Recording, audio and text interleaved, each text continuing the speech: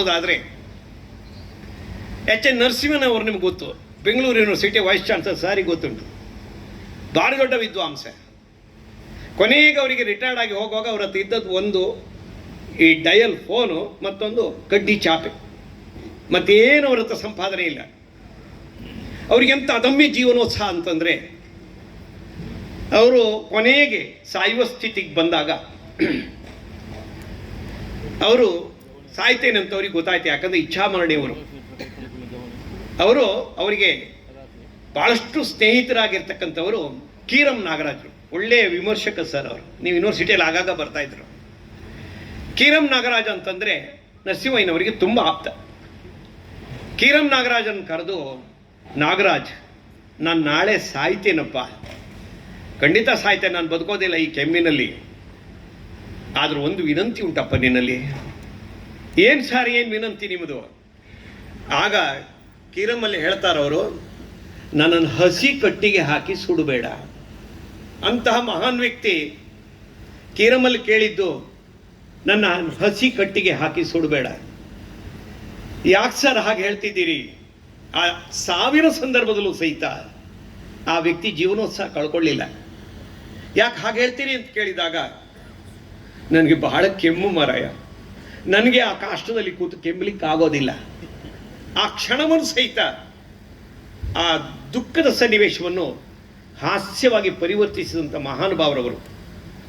ಆದ್ದರಿಂದ ಅಂತಹ ಜೀವನೋತ್ಸಾಹ ನಾನು ಇಲ್ಲಿ ಕಂಡೆ. ಕಣ್ಣು ಹಾಯುವಷ್ಟು ದೂರದವರೆಗೆ ನಿಮ್ಮ ಡ್ರೆಸ್ಸು, ನೀವು ಕೂತಿರುವ ಭಂಗಿ, ನಿಮ್ಮ ಎದುರುಗಡೆ ಹಿಂದಿರ್ತಕ್ಕಂಥ ಅಪಾರವಾಗಿರ್ತಕ್ಕಂಥ ಅನುಭವ, ಅದರ ಹಿಂದೆ ನಾನು ಚಿಕ್ಕವ.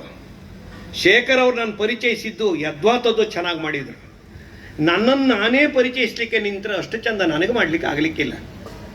ಭಾಳ ಅದ್ಭುತವಾಗಿ ಮಾಡಿದರು. ಕೊನೆಗೆ ನನಗೊಂದು ಅನುಮಾನ ಬಂದದ್ದು ಏನಂತ ಕೇಳಿದ್ರೆ, ಅವ್ರು ನನ್ನ ವಿಷಯ ಹೇಳ್ತಾ ಇದ್ದಾರೆ ಅಥವಾ ಬೇರೆ ವಿಷಯ ಹೇಳ್ತಾ ಇದ್ದಾರಾ ಅಂತ. ಅವ್ರು ಹೇಳುವಷ್ಟು ದೊಡ್ಡ ವ್ಯಕ್ತಿ ನಾನೇನಲ್ಲ. ಈ ಜೋಕೊಂದು ಇದನ್ನು ಹೇಳಬಾರ್ದು ಅಂತ ಹೇಳ್ತಾಳೆ ನನ್ನ ಹೆಂಡತಿ. ಅವತ್ತು ಆದರೂ ಸಹಿತ ಹೇಳ್ತೇನೆ ಒಂದು ಸರಿ ನಿಮ್ಮ ಮೇಲೆ ಖುಷಿಯಿಂದ. ಒಬ್ಬಳಿಗೆ ಗಂಡ ಸತ್ತು ಹೋಗ್ಬಿಟ್ಟ ಅಂತೆ, ಹೆಣ ತಂದು ಮಲಗಿಸಿದ್ರು.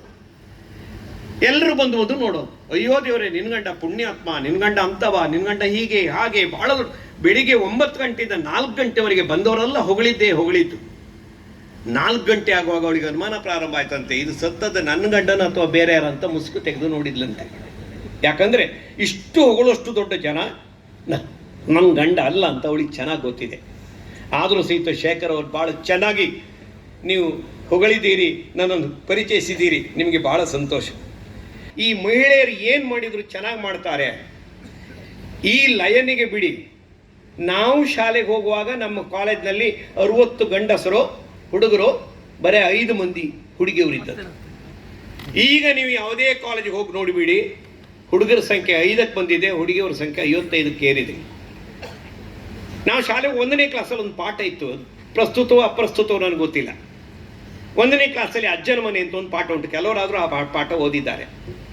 ಬಸವನು ಅಜ್ಜನ ಮನೆಗೆ ಬಂದನು, ಕಮಲೆಯೂ ಅಜ್ಜನ ಮನೆಗೆ ಬಂದಳು. ಬರೀ ಸಣ್ಣ ಪಾಠ, 1ನೇ ಕ್ಲಾಸ್ ಇತ್ತು.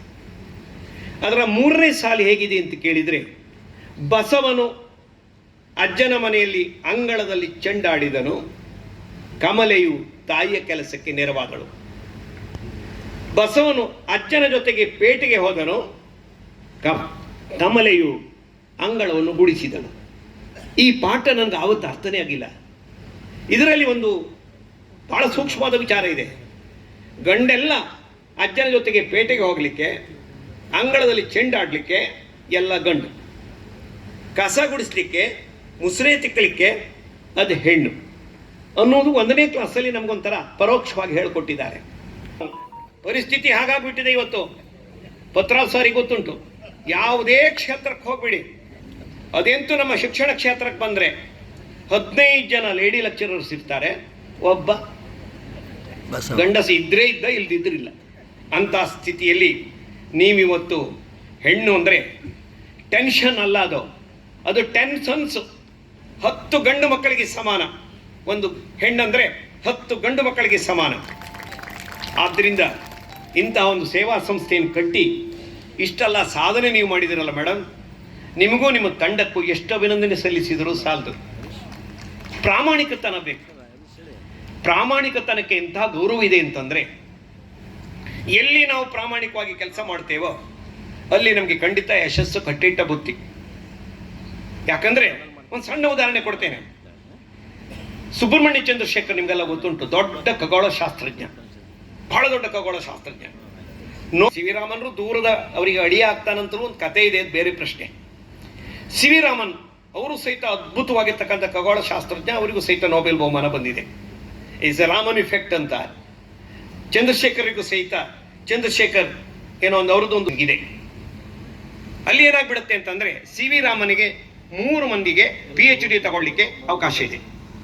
3 ಮಂದಿ ಮಾತ್ರ ಸೆಲೆಕ್ಟ್ ಆಗಲಿಕ್ಕೆ, ಕೇವಲ 10 ರೂಪಾಯಿ ಮಾತ್ರ. ಈ ಪ್ರಾಮಾಣಿಕತೆ.